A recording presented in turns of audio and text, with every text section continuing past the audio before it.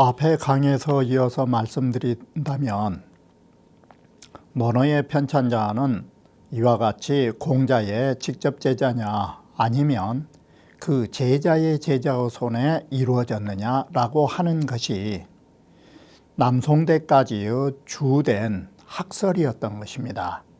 후대에 내려오면 내려올수록 바로 공자의 직접 제자가 아니라 제자의 손에 의해서 이루어졌다라고 봤던 것입니다.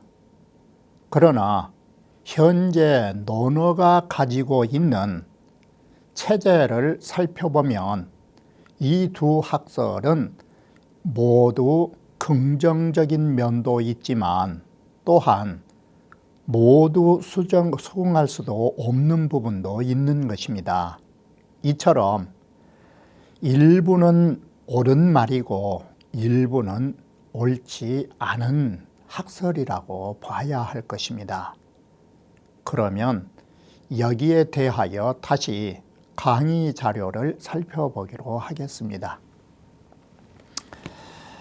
북송 당시에 와서는 정이천은 어떻게 봤는가? 논어라고 하는 책은 유자, 증자의 문인 그랬던 것입니다. 유자, 증자의 문인에 의해서 완성된 것이라고. 그 증거는 뭔가? 바로 논어라는 책은 유독 이 두 사람만이 자자로 일컬어지고 있다라고 말하고 있었던 것입니다. 자, 이랬던 것이 북송 당시의 정이천은 유자, 증자로 삼았던 것인데 남송에 오면서 홍매는 어떻게 했는가?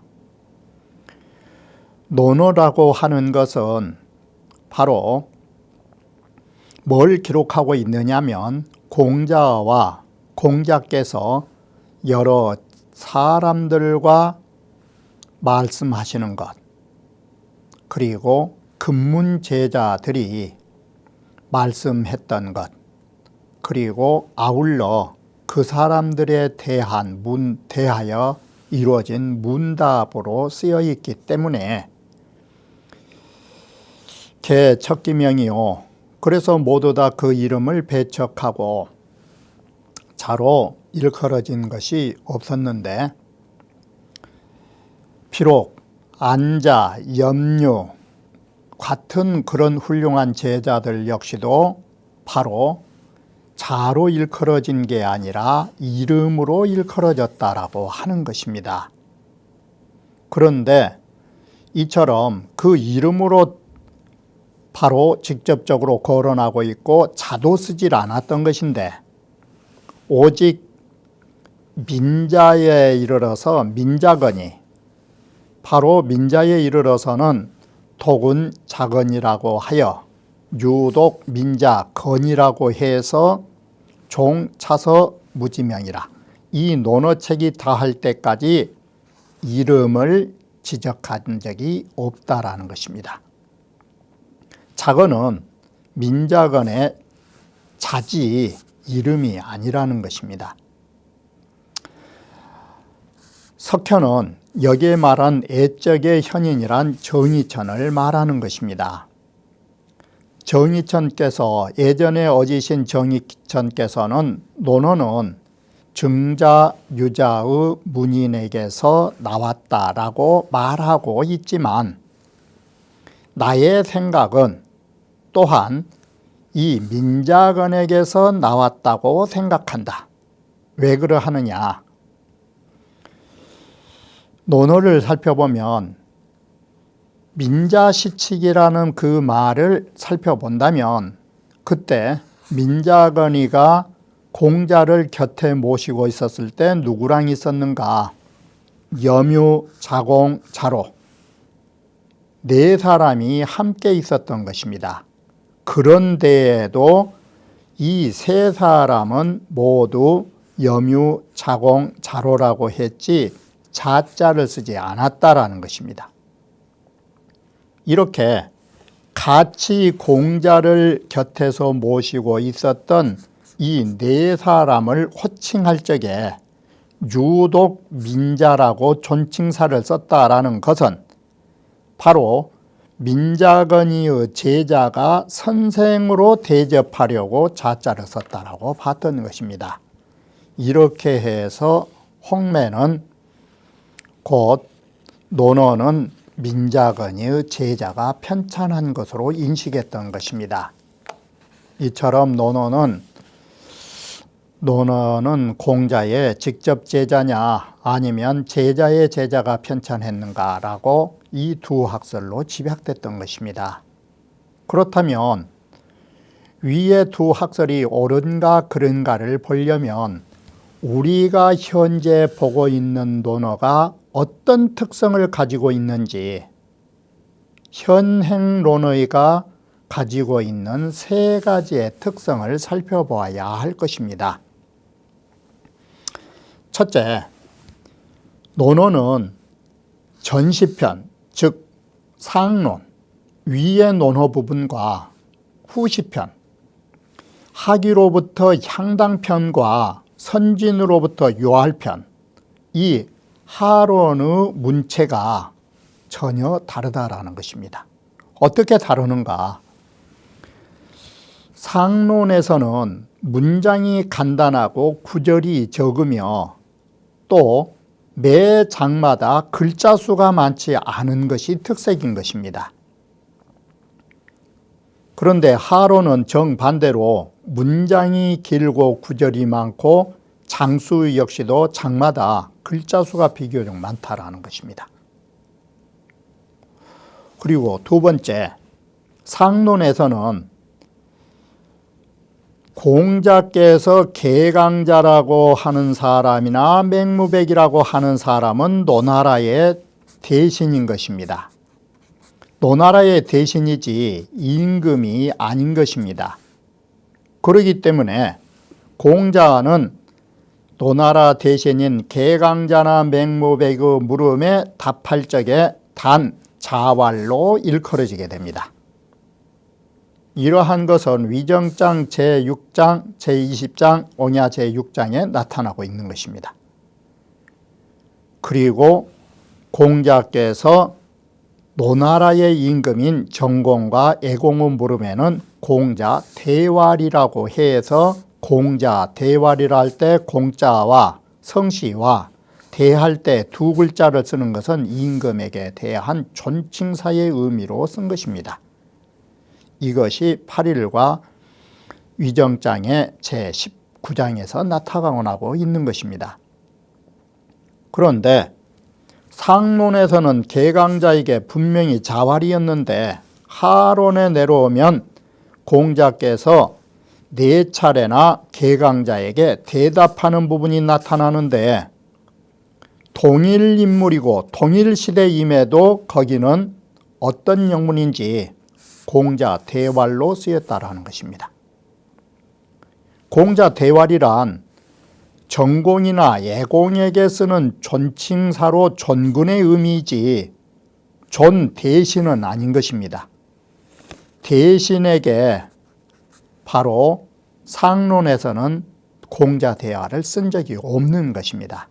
그런데 하론에서는 이처럼 공자 대왈이라 해서 선진제 6장 안연 제17, 18, 19장에서 공자 대왈로 쓰였다라는 것은 바로 이건 무엇을 말해주는가? 이는 다른 시기에 다른 인물이 편찬했다라는 것입니다. 상론을 편찬한 시기와 하론을 편찬한 시기가 다르고 사람이 다르기 때문에 편찬자에 의해서 똑같은 인물에 대한 대답임에도 자왈이냐 공자 대왈로 달리 해석 기록되고 있다는 것. 이건 공자가 달리 대답한 것이 아니라 기록한 자가 달리 기록했음을 말해주는 거라고 하는 것입니다. 그리고 또다시 두 번째로 위의 논어에서와 아래의 논어에서 나타난 관중에 대한 평가가 다르다라는 것입니다. 상론에서는 관중에 대해서 일컫는 것을 부끄럽게 여기는 것입니다. 그런데 어떻게 된 것인지 하론 가면은 관중이를 존중하는 입장으로 바뀌어지는 것입니다. 헌문제 제10과 17, 18장에 보면 관중이를 욕한 적이 없다라는 것입니다. 상론에서는 관중이를 폄하했는데 하론에서는 존중했다라는 것은 뭐냐? 바로 관중이를 존중한 것은 제 나라에서 풍토인 것입니다. 그리고 노나라에서는 관중이의 바로 오패에 대해서 부끄럽게 여기는 것입니다. 이처럼 상론과 하론에 대하여 관중평가가 다르다라는 것은 재론과 노론에 관한 의견 차이를 따른 것입니다. 이것은 곧 뭘 말하느냐? 제나라 유학자와 노나라 유학자가 동시에 논어의 편찬에 참여했음을 말해주는 것입니다. 이렇게 해서 상론과 하론은 분명 다르다라는 것을 보여주고 있다고 합니다. 크게 보면 세 번째로 현재 논어를 보면 하론 즉 선진으로부터 요할까지를 살펴볼 적에 전 5편과 후 5편에 전혀 다른 5가지의 큰 차이점을 가지고 있는 것입니다. 다시 말하면 을까지는 상론과 하론에 대한 차이점이라면 이 세 번째 병에서는 바로 하론 속에서의 전호편, 후호편의 차이점이 극대화됐음을 말해주는 것입니다. 상론과 하론이 다른 것도 시대 차이와 인물 차이가 있는 법인데 하론에서 전후가 다르다라는 것은 또 뭐냐? 여기 역시도 시대와 편찬자의 인물이 다르다라는 걸 보여주고 있다라고 보면 되는 것입니다.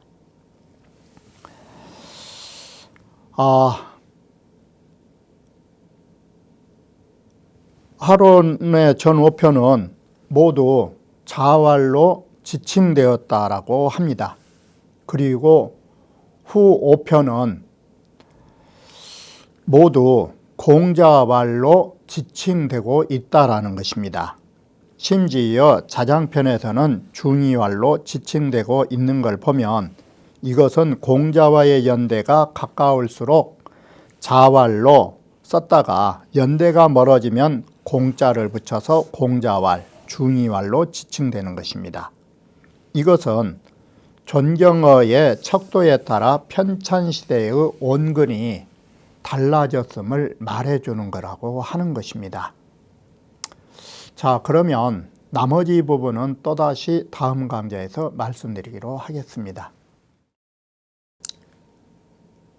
그렇다면 또 다른 어떤 문제가 있는가?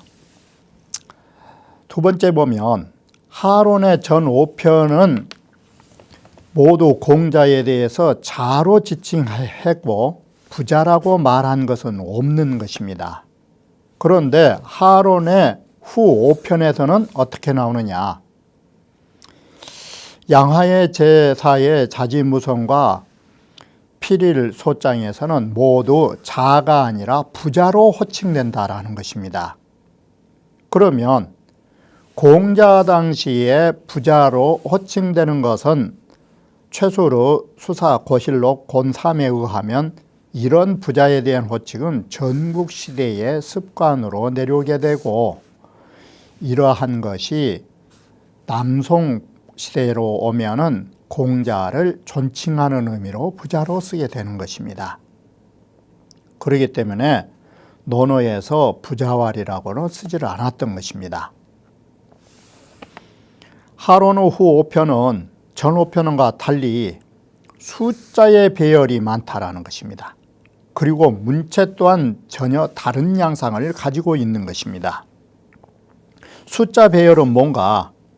계시편에 보면 익자사무, 익자삼요, 시어군자유 3건, 군자유 3개, 군자유 3회, 군자유 9사 그리고 양하편에서는 능행오자어 천하 위인의, 그리고 요할편에서는 존엄이 병사 등, 바로 이러한 것은 숫자 배열로 되어 있다라는 것은 논어 상편에서 살펴볼 수 없는 것이고 논어 전 5편에서도 찾아보기가 드문 것입니다.